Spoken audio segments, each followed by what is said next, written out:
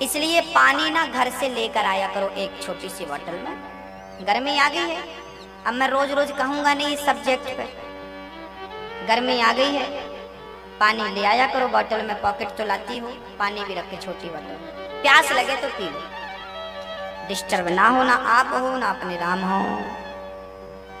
माँ देवहूति कपिल जी से कह रही हैं, कपिल जी अभी 8 साल के थे, बैठे थे। एक दिन देवहूति बोलने लगी, निर्विण्णाम नितिराम भूमन सदिन्द्रिय तर्षणात् येन संभाव्यमानेन प्रपन्नान्धं तमः प्रभो।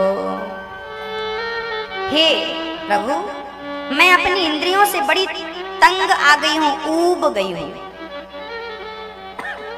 कपिल भगवान बोले, माँ क्या कह रही हो? आप मेरी माँ हो, मेरे सामने हाथ जोड़ के खड़ी हो, अच्छा नहीं लग रहा है माँ, क्या कर रही हो? तब देवहूति ने कहा, पुत्र आप सबके पिता हो, ये तो लीला है कि आप हमारे पुत्र बनकर बैठे हो, मेरा अज्ञान दूर कर दो, मैं बड़ी अज्ञानी हूँ। कपिल जी बोले, माँ क्या अज्ञान है? तब माँ देवहूति ने कहा कि मेरी इंद्रियां मेरे वश में नहीं। देखिए, आपका शरीर आपका ही है ना, तो क्या आपका शरीर आपके कंट्रोल में है? बोलो, नहीं। सोचो, यदि आपका शरीर ही आपके कंट्रोल में नहीं है तो फिर बेटा और परिवार आपके कंट्रोल में कैसे रह सकता है?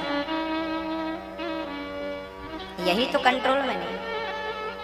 पहले तो आप अपने आप को अपने अधीन बनाओ। क्या करो मेरी माँ? पहले तो आप अपने आप को जीतो, हारो मत। जब देखो तब गुस्सा आ जाता है आप लोगों को, जब देखो तब अहंकार आ जाता है, ये बुराइयां हैं ना बिना पूछे जांचे। अच्छा, आपके घर पे आपकी अनुमति के कोई घर पे आ सकता है? बिना अनुमति के। भाई दरवाजा आपने लगा रखे हैं, कोई आएगा तो पहले घंटी बजाएगा, भाई खोलो, आप आएंगे, कौन है? मैं चोर हूँ, चोरी करने आया हूँ। तो फिर आप आओ भैया चोर भाई साहब, आओ, बैठो, पानी लोगे, कॉफी लोगे? कोई चोर आपके घर पे आए तो क्या पाने दोगी? दरवाजा खोलो, कौन है? मैं डाकू हूं, तो आने दोगी? और रात के 12 बजे दरवाजा बजा, पत्नी बोली, कौन है? अरे मैं तेरा पति हूं। पहचान गई, तुरंत दरवाजा खोलो। तो बच्चों के लिए दरवाजा खोला जा सकता है, पति के लिए दरवाजा खोला जा सकता है, जान पहचान के लोगों के लिए दरवाजा खोला जा सकता है, पर बुरे लोगों के लिए दरवाजा थोड़ी खोला जाएगा। तो आप अभी क्रोध बुरा है कि अच्छा?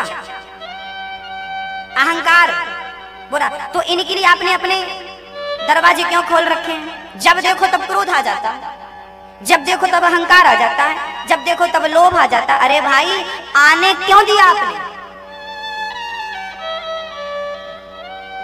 संयम किसे कहते हैं? संयमी हो कि नहीं? संयम कब उपयोग में लाओगे? अपने संयम को अपने विवेक से, अपनी बुद्धि से, अपने क्रोध को, अपने अहंकार को अपने पांव के नीचे दबाओ। इन लोगों ने तुम्हें अपने पांव के नीचे दबा रखा है।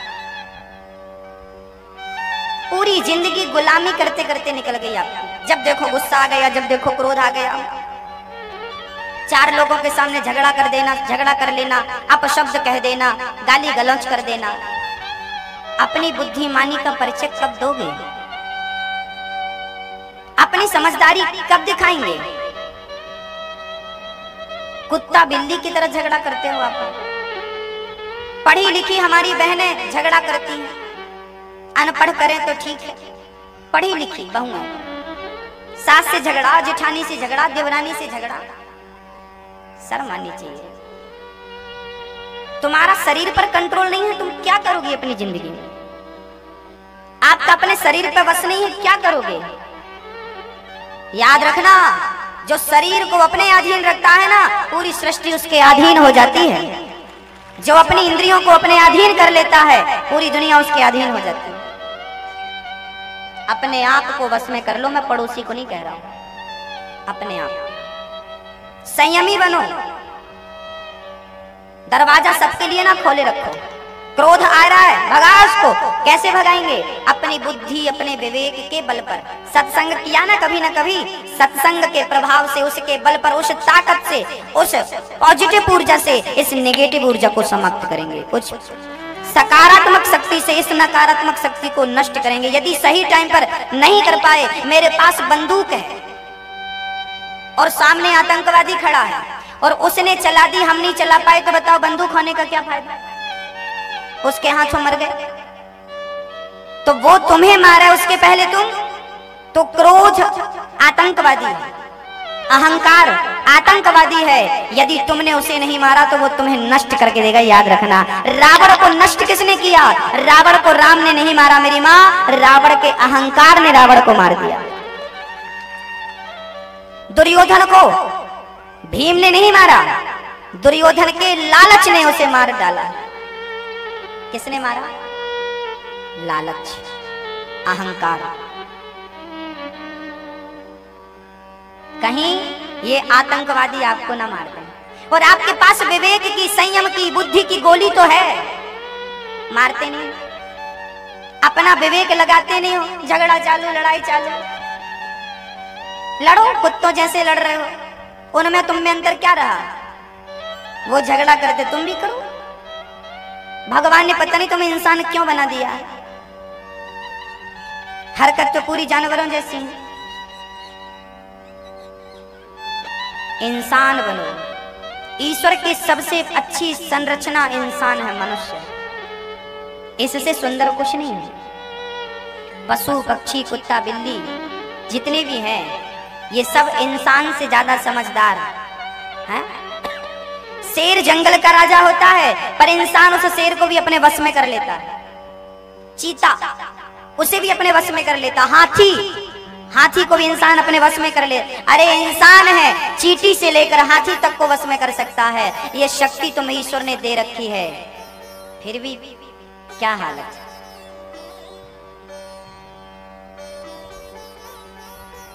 अपने आप को जाने बिना, पहचाने बिना मर जाओगे, मर जाओगे, मर जाओगे।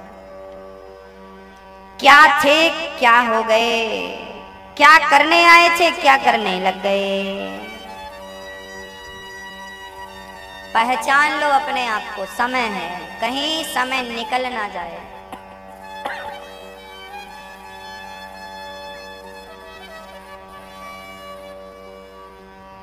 जिस क्षण मैं भगवान को याद नहीं करता, जो क्षण मेरा, मैं अपनी बात कर रहा हूं, जो क्षण मेरा भगवान को याद किए बिना निकल जाता है ना, मुझे बहुत गुस्सा आती है। क्रोध तो मुझे भी आता है, लेकिन इस बात पे आता है कि मेरा ये समय भगवान की स्मरण के बिना कैसे निकल गया। मैं स्वाध्याय करता हूं, मैं कभी खाली नहीं बैठता। मैं दिन को कभी सोता नहीं हूं, बहुत कम सोता नहीं हूं। रात को सोता हूं, वो भी अपने 6-7 घंटे की नींद। सोना तो है ही एक दिन। कबीरा सोकर क्या करे, उठकर जपो मुरारी। एक दिन तो है सोवना, लंबे पैर पसारे। एक दिन तो हम ऐसी नींद में सो जाएंगे कि आप लोग जगाओगे तो भी नहीं जागेंगे। तो जब सोना ही है तो फिर अभी से क्यों, अभी तो जाग सकते हैं तो जागें और अपने गंतव्य की ओर बढ़ें, ईश्वर की ओर बढ़ें। सोना तो है, कौन नहीं सोएगा? तुम नहीं सोओगे कि हम नहीं सोएंगे? आप सब सोएंगे, हम सब सोएंगे। अभी से समय क्यों खराब करना? स्वाध्याय किया करो, ग्रंथ पढ़ा करो, टीवी नहीं देखा करो, मोबाइल नहीं चलाया करो। हमें बहुत कष्ट तब होता है जब हमारे समय वेस्ट, बर्बाद हो जाता है, संसार के लिए चला जाता है। खाली समय बैठते हैं तो आंख बंद करके भगवान को याद करते हैं, चिंतन करते हैं। मेरे कन्हैया के चरण बड़े सुंदर हैं, मेरे कन्हैया के नेत्र बड़े सुंदर हैं। देखो ना मेरे कन्हैया को, देखो जरा, देखो आंख कितनी सुंदर है, होंठ कितने सुंदर हैं, गाल कितने सुंदर हैं, श्रृंगार कितना सुंदर है। भगवान के एक एक अंग को निहारा करो और एक एक अंग का चिंतन आंख बंद करके किया करो। बिहारी जी को दिल में बिठा लो और बस उसी छवि उसी छटा में खोए रहो, खोए रहो, खोए रहो, खोए रहो। समय जाने ना दो।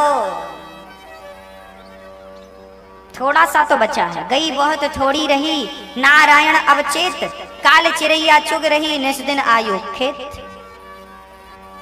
बहुत चली गई, बची कितनी, कितनी बची पता नहीं। आजकल तो ब्रह्मा जी ने साइलेंट अटैक लॉन्च किया। आदमी बाजू में पड़ा रहता है, पता नहीं चलता कि मर गया। ऐसी खतरनाक मौत अभी मार्केट में आई है, अभी लॉन्च हुआ कुछ दिन पहले, साइलेंट अटैक। कब तुम मौत के शिकंजे में चले जाओ, काल के गाल में चले जाओ, जब तक हो समय का सदुपयोग करो। आदमी जब कोई आपकी जान पहचान का मरता है ना, तो थोड़ी देर के लिए, 2 मिनट के लिए सही, आपके अंदर वैराग्य जरूर जागता। अरे राम राम, कल तो मिले थे हमसे, राम राम भी किए थे, बहुत भले थे, और देखो आज अरे क्या बताए, कोई भरोसा नहीं जिंदगी का, कब चला जाए। थोड़ी देर के लिए तो सब, फिर थोड़ी देर बाद लग जाते हैं, ये मेरा है, भागे। भूल गया ना कि वो मरा था, भूल गए कि तुम्हें भी मरे। इसलिए संत कहते हैं, शास्त्र कहते हैं कि अपनी मृत्यु को कभी मत भूलना और अपने राम को कभी मत भूलना। 2 बातन को भूल मत, जो चाहे कल्याण, नारायण एक मौत को, दूजे श्री भगवान। मेरे गोविंद को और अपनी मौत को याद रखो कि तुम्हें मरना है, और मरने के पहले उसे पा लेना जिसके लिए ये तन मिला है। बड़े बड़े लोग मर गए, रत्ती भर लेके नहीं गए। कपिल मुनि कहते हैं, मां तितिक्षवाः कारुणिकाः सुहृदः सर्वदेहिनां अजात शत्रवः शान्ता साधवः साधुभूषणः। मां सहनशील बनो, और याद रखना मेरी माँ, ये जो मन है ना, इसे अपने वश में करो। मैया जी, हम लोग ना पूजा करते हैं, पाठ करते हैं, यज्ञ करते हैं, तप करते हैं, कथा सुनते हैं, भागवत सुनते हैं, ये सब केवल इसलिए करते हैं कि हमारा मन वश में हो जाए, और मन वश में नहीं हुआ तो ये सब करना बेकार। तो सबसे पहले तो अपने मन को क्या करो, कंट्रोल करो, बस साधो। अच्छा एक बात बताओ कि आप लोग अपने मन को वश में कर सकते हैं कि नहीं? हाँ ना में जवाब दो। कौन कौन कर सकता है, हाथ उठा के कहो। कर सकते हैं? हाँ, इसका उत्तर हाँ है। हम सभी लोग अपने मन को वश में कर सकते हैं, मन को साध सकते हैं, कंट्रोल कर सकते हैं, बट करना नहीं चाहिए। कर तो सब सकते हैं हम लोग, एवरेस्ट की चोटी पर चढ़ सकते हैं, चंद्रमा तक जा सकते हैं, पृथ्वी से सूर्य की दूरी नाप सकते हैं, समुद्र की गहराई नाप सकते हैं, तो क्या हम अपने मन को वश में नहीं कर सकते? सब कुछ कर सकते। जिन्होंने किया है वो भी तो आप जैसे ही थे ना, 2 हाथ 2 पांव वाले। मीराबाई ने किया है तो वो भी तो आपके जैसी एक औरत ही थी, स्त्री ही थी, आपके जैसे थी, गोरी थी कि सांवली थी बस इतना पता नहीं, पर 2 हाथ 2 पांव तो आपके जैसे रहे होंगे, है ना? तो उसने कर लिया, मीरा, हम क्यों नहीं? तो कौन कौन मन को वश में करना चाहता? आज मैं बढ़िया सा उपाय लेके आया हूं आपके बीच। बता दूं? किस किस को बताऊं? सबको बताऊं। यदि मन को वश में करना है तो एक सरल सा उपाय है। क्या? शास्त्र कहते, ये मैं नहीं कहता, मैं अपने मन से कुछ नहीं बोलता, शास्त्र कहते हैं कि यदि मन बस में करना हो, ये बहुत ताजा ताजा मक्खन निकाल रही हूँ, निकाल के रखती हूँ, फिर तुझे खिलाती हूँ, तू बैठ ना, मैं तो तेरा दूध पीऊंगा। अरे जिद नहीं करते बेटा, ताजा ताजा मक्खन खाएगा जल्दी से बड़ा हो जाएगा, चलो बैठ। नहीं मैया, मुझको तो दूध पीना है। अब मैया ने प्यारे से लाला का जब मुंह देखा, रहा ना गया। अब जगत का पालनहार डिमांड करे और माँ पूरी ना करे, कैसे संभव है? माँ ने मछानी मटका छोड़ा और बैठ गई और कन्हैया को अपना स्तन पान कराने लगी। कन्हैया प्रेम से बच्चे की तरह, छोटे से बालक जैसे आपने और हमने दूध पिया होगा, ऐसी आज कन्हैया अपनी माँ के दूध पी रहे, दूध पी रहे। कितना बढ़िया दर्शन। तो कभी इंद्र ने मूसलाधार पानी बरसाया तो जानते हो श्री कृष्ण के पास दौड़े, ओ कन्हैया कन्हैया वो पानी बरस रहा, हम डूब जाएंगे। भगवान बोले डरो मत, जिन गोवर्धन की पूजा करी हो बचाएंगे। सबको लेकर जा रहे हैं, आगे आगे कन्हैया, पीछे ग्वाल वाल, दर्शन करो। और खेल खेल में भगवान ने गोवर्धन को अपनी उंगली में धारण कर लिया। बोलिए गिरिराज धरण भगवान की। ये उठा सारे ब्रजवासी पास में आए और पहाड़ ऊपर, और एक हाथ से पहाड़ और दूसरे हाथ से मुरली, और जो फूंक मारी। आहा, ये कथाएं किस लिए हैं? इन कथाओं को सुनना है, ठीक है, इनका चिंतन खाली समय में। कितने सुंदर बांसुरी बज रही है, सो गोवर्धन, कितने सुंदर चरण, और वो गोप ग्वाल कितने सौभाग्यशाली हैं कि 7 दिन तक कंटिन्यू अखंड भगवान का दर्शन करने का सौभाग्य उन्हें मिला। कभी हम भी ग्वाल वाल बने तो हम भी दर्शन करें। और याद रखना भक्तों, भगवान की जो लीलाएं हैं ना वो नित्य हैं, और जो भगवान से प्रेम करते हैं ना, भगवान कभी ना कभी ग्वाल वाल बनाकर अपनी टीम में उसे सम्मिलित जरूर करते हैं। स्त्रियों को गोपी बनाकर और हम जैसों को ग्वाल वाल बनाकर।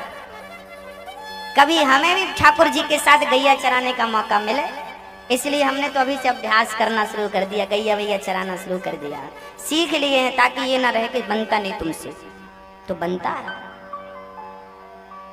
जो कन्हैया को पसंद है ना, हमने सारे वो काम करने शुरू कर दिए। आगे उनकी मर्जी, आगे तुम्हारी मर्जी। तो बस खाली समय बैठ कर ना गप्पे नहीं, पंचायत नहीं, केवल हरी चर्चा। ये चर्चाएं भगवान को सुनाया करो। गोवर्धन लीला, माँ भागवत जी पढ़ा करो आप लोग। 10वां स्कंद भागवत जी घर पे ले आओ, और भागवत जी का जो 10वां स्कंद है वो शुरू के कम से कम 25 अध्याय पढ़ लो आप, तो पूरी बाल लीलाएं आपको रट जाएंगी। फिर आपको कथा सुनाने में क्या, सुनने में भी आनंद आने लगेगा। आप उसको जानने लगेंगे ना, रूबरू हो जाएंगे। समझ रही हैं भैया? लाइए, पढ़िए, समझिए, सीखिए, और घर पे अपने बच्चों के साथ बैठा करो। बच्चों को आप लोग अपने बच्चों को कथाएं सुनाते हो कि नहीं? कहानियां सुनाया करो, संस्कार बनेंगे बेटा। भगवान है, भगवान ने क्या उठाया था बेटा? गोवर्धन। कैसे उठाया था? एक उंगली से ऐसे। क्यों उठाया था? पानी बरसा रहा, हाँ, फिर भक्तों ने पुकारा, भगवान ने उठा लिया। ये सारी छोटी छोटी चर्चाएं बच्चों को सुना, क्या होगा? बच्चों के हृदय में ईश्वर के प्रति विश्वास तो बनेगा, आपके संस्कार बच्चों के हृदय तक पहुंच जाएंगे, उचित संस्कार। बुढ़ापे में फिर रोना नहीं पड़ेगा, गुरुजी बेटा बहुत बड़ा बेकार है, बर्बाद पीता है, रोना नहीं पड़ेगा। माँ बाप पहले तो ध्यान देते नहीं, बाद में रोते हैं, छोरा बिगड़ गया, तेरो बिगड़ गयो री नंदला, कि कहियो री यशोदा से। अब मत कहियो किसी से, बिगड़ गया। क्यों बिगड़ गया? सही टाइम पे संस्कार नहीं।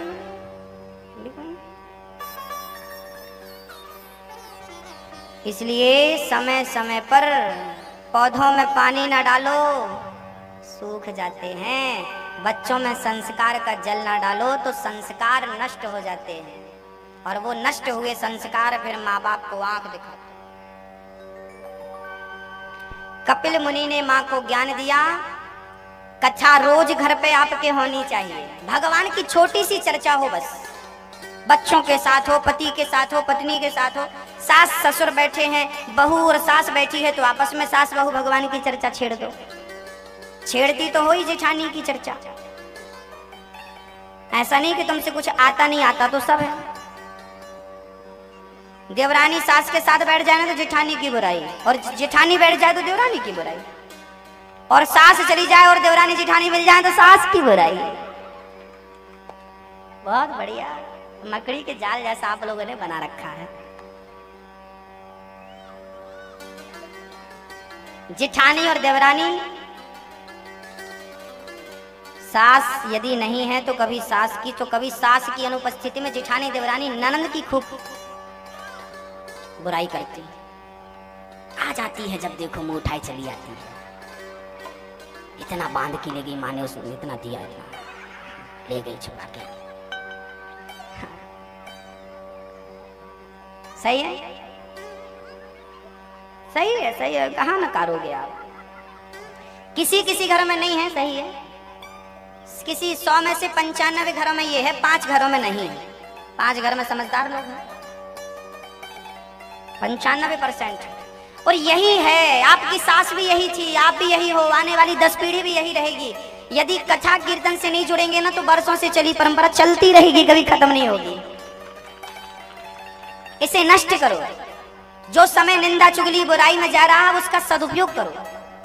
मत करो किसी की बुराई, मत करो किसी की निंदा। क्या होगा, होगा क्या? आप हमारी निंदा करो, क्या होगा? हम आपकी निंदा करें, क्या होगा? कुछ नहीं होगा। जो होना है वही होगा, कुछ नहीं होता किसी के सोचने विचारने करने कराने से। होना है सो होगा। ईश्वर जो करते हैं वो, प्रहलाद जी के पिता ने पहाड़ से फेंक दिया, मर जाएगा मैं मार डालूंगा, क्या मरे? होलिका गोद में लेकर बैठ गई, होलिका अब मैं प्रहलाद तुझे मारूंगी, पकड़ ली है कस के, आग लगा ली। क्या हुआ? होलिका को आग ने वरदान दिया था तुम जलोगी नहीं। मेरे परमात्मा के सामने किसी की ताकत नहीं चलती, याद रखना भक्तों। बचाने वाला वो है तो होलिका हिरण्यकश्यप क्या मारेंगे? मेरी माँ, मारने वाला वो है तो कोई बचा नहीं सकता, और बचाने वाला वो है तो कोई। मैं दुनिया वालों पे भरोसा नहीं करता, अपने गोविंद के सिवा। मैं श्वास ले रहा हूं ना तो तुम्हारे खाते की नहीं, मेरे कृष्ण की। मैं रोटी खा रहा हूं तो अपने कृष्ण की। मैं पानी पी रहा हूं अपने कृष्ण की, किसी के बाप का। मैं अपने कृष्ण का खा रहा हूं, कृष्ण का पी रहा हूं। वही हम सबके पिता है। त्वमेव माता, वो हमारा पिता है, वो हमारी माँ। हम उसका खा रहे हैं, उसका पी रहे हैं, उसका दाना पानी खा पी के अपना जीवन, या जो दिया उसने दिया, और जब तक के लिए दिया दिया है। मांगेगा तो खुशी खुशी दे देंगे। वो कहेगा चल तेरा समय पूरा हो गया, ले प्रभु जितना तेरा दिया था समय, उसका धन्यवाद, अब खत्म, जीवन जा रहा हूँ। खुशी खुशी, रोना नहीं, मरना नहीं, ऐसा नहीं करते हम। तो अपना तैयार रहते हैं। मैया जी तैयारी बिल्कुल है। मौत आएगी तो अभी यहीं से चले जाएंगे। रोते रोते नहीं, खुशी खुशी। मरने से डर नहीं लगता, क्योंकि पता है कि जब मौत आएगी बचाएगा कौन, और बिना मौत के लेकर जाएगा कौन? चिंता कौन? हाँ, मेरे सिर पर सीताराम, फिकर फिर क्या करना, तेरे मिटेंगे कष्ट तमाम, फिकर फिर क्या करना। पितु रघुवर श्री जानकी मैया। पितु रघुवर मतलब पिता कौन? रघुनाथ। पितु रघुवर श्री जानकी मैया, चिंता करते क्यों तुम भैया, तेरे बनेंगे बिगड़े काम, फिकर फिर क्या करना, तेरे बनेंगे बिगड़े काम, फिकर फिर क्या करना। कहाँ ले जा रहे हो नाती को? कहाँ ले जा रहे हो? अरे लो, काहे को परेशान कर रहे हो छोरा को? बुढ़ापे में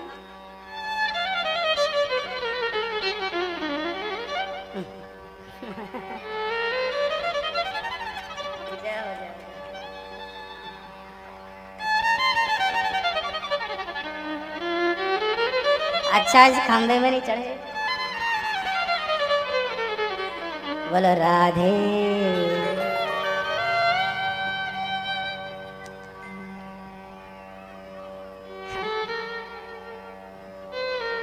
अच्छा,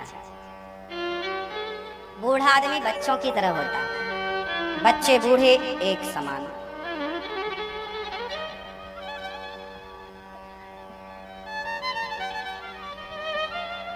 कपिल मुनि के ज्ञान से मां सिद्धा नाम की नदी बनकर बह गई। कपिल मुनि ने आचमन किया, सीधे गंगा सागर पहुंच गए। कपिल जी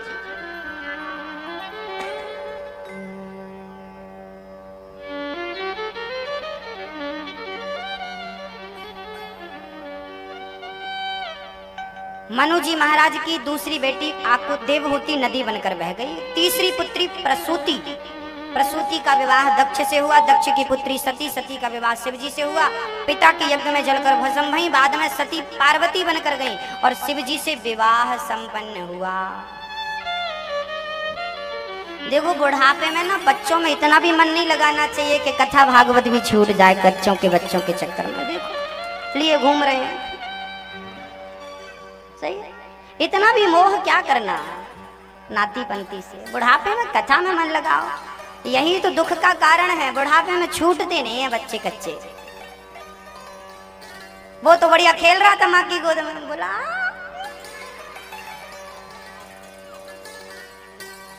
हमारी गोद में नहीं। ये तो केवल आपको हंसी आए इसलिए बोल रहे हैं। मोह नहीं करना चाहिए वृद्धों को ना, मोह नहीं करना चाहिए। केवल ईश्वर, केवल भजन, राम राम जप। कथा सुनो, कथा सुनने का सौभाग्य मिला है, कथा सुन लो। अभी तो मौका है ना कथा सुनने का, बढ़िया कथा चल रही है। हाँ, मनु जी के 2 पुत्र और हुए हैं, प्रियव्रत और उत्तानपाद। प्रियव्रत का विवाह, प्रियव्रत की चर्चा होगी। उत्तानपाद की 2 पत्नियां हैं, सुनीति और सुरुचि। हम सुनीति और सुरुचि का चरित्र सुनाएं और फिर थोड़ी ही देर में आरती की ओर चलते हैं ध्रुव जी के चरित्र के बाद। कल जन्मोत्सव है भगवान जी का, तो कल कपड़े कौन से पहनेंगे? वस्त्र पीले पीले, हाँ केसरिया। होए तो नहीं, होए तो कोई बात नहीं। एक मैया बोली गुरुजी कल क्यों नहीं बता, हम तो आज ही पहन के आ गए। अब कल के लिए तो साड़ी है ही नहीं हमारी। बड़ी समस्या हमारी माताओं की बड़ी। एक बार जो पहन लेती है दोबारा नहीं पहनती। शर्म आती है, लोग क्या कहेंगे, कल भी पहनी थी आज। और हम तो एक कपड़े को कम से कम 4 साल पहनते हैं कस के, जब तक पूरा फट ना जाए। पूरा पैसा वसूलते हैं। आप लोग बहुत वेस्ट करते हैं, खर्चे आपके कहाँ से बढ़ते हैं? फिजूल के ही खर्चे हैं। एक बार एक साड़ी पहन ली। एक मैडम के बारे में मैंने सुना कि वो 25-30 हजार का सूट पहनती और एक बार पहनती, इसके बाद नहीं पहनती। हमने कहा राम क्या करो, इतने में तो इनके एक सूट में किसी गरीब बाप की बेटी का विवाह हो जाएगा। फिजूल का खर्चा नहीं होना चाहिए, मैं आपसे निवेदन करूँ। पत्नियां और पति जितनी, देखो आज बहुत महंगाई है और सबकी जरूरतें हैं, तो महंगाई और जरूरतों को देखते हुए ना खर्चा कम करने चाहिए। यदि 200 रुपए की साड़ी से काम चल रहा है तो 500 रुपए की नहीं, वो 300 रुपए बचाओ और किसी अच्छे काम में लगाओ, बच्चों की पढ़ाई में लगाओ। बच्चों थोड़ा सेव करना चाहिए, पैसों को थोड़ा सा बचाना भी चाहिए, है ना? पूरा उड़ाना नहीं चाहिए, थोड़ा थोड़ा बचाओगे। तो कहते हैं विद्या कंठ की, विद्या कंठ की और पैसा गंठ का। गंठ मतलब गांठ का, पास का। कहते हैं पैसा पास का ही काम आता है, इसलिए थोड़ा सा पैसा बचाना भी चाहिए मुसीबत के टाइम। भगवान करे ना आए किसी को मुसीबत, फिर भी पैसा तो होना चाहिए भाई। 10,000, 20,000, 25,000, लाख, 2 लाख, जितना बचा सको बचाना चाहिए। बचाया था महाराज मोदी जी ने, सब कर दिया, दे दिया सब बैंक को। बचाया था हमने 2-2 लाख, सब देना पड़ा बाद में। समस्याएं चारों तरफ से है, कुछ भी कर लो। बोलो राधे राधे। 16 मई से वृंदावन में कथा है, आना मेरी माँ। एक मैया बोली अब गुरुजी भगवान बुलाएंगे तो आएंगे। हमने कहा भगवान ने हमें भेजा है तुम्हें बुलाने के लिए, अब कौन चाहिए तुम्हें बताओ, अब क्या चाहिए? अब भी तुम बहाना बनाओ भगवान, तो भगवान के हाथ पकड़ के ले जाएंगे। अरे हम आपके बीच में आए हैं कि 16 मई को आओ। अब बुलाया भगवान ने कि नहीं? अब तुम्हारे घर पे, अर्थात ये पीतम पर तुम्हारा घर ही, तो तुम्हारे घर पे आके कह रहे हैं कि चलो अब इससे बड़ी क्या बुलावा चाहते हो। इसका अर्थ है कि ईश्वर खुद आपसे कह रहे हैं, परमात्मा खुद आपसे कह रहे हैं।